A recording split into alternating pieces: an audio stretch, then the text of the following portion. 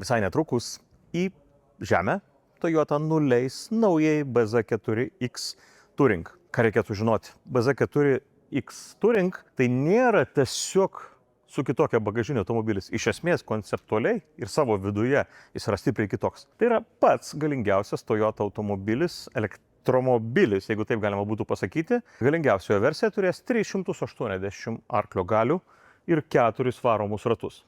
Jisai galės nuvykti 560 km, o mažiau galinga jo versija priekiniais varomais ratais turės 224 arklio galias. BZ4X Touring yra 14 cm ilgesnis, 2 cm platesnis ir bagažinė yra 33% arba trečdaliu didesnė negu standartinio BZ4X.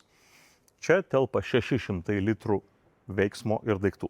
Suprantantiems, kas yra elektromobilis, tai yra 74,7 kWh baterijos, didelės talpos ličio jonų.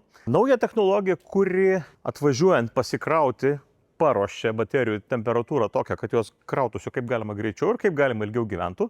Turiu pasakyti, kad 10 metų garantija arba 1 000 000 kilometrų yra baterijoms. Ir ką jums dar galima būtų žinoti, tai kad šis elektromobilis gali traukti iki 1,5 tonos priekabą, o ant jo stogo galite dėti dar stogo bagažinę, jeigu norite, kuri gali būti 70 kg svorio. Viduje Toyotoje dažniausiai nėra prie ko prikibti.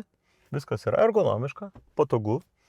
Ekranas vairuotojų 12,3 colio, milžiniškas 14 colių. Didysis ekranas, 2 kraunami telefonai ir daug visokio kitokio patogumo. Nuoširdžiai man tai yra vienas gražiausių elektromobilių.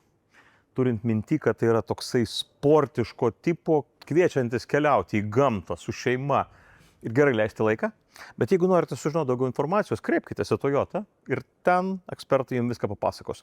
Ką galiu pasakyti, kad jį gyvai Lietuvoje matysite 26 metų pradžioje, turbūt labiau link pavasario.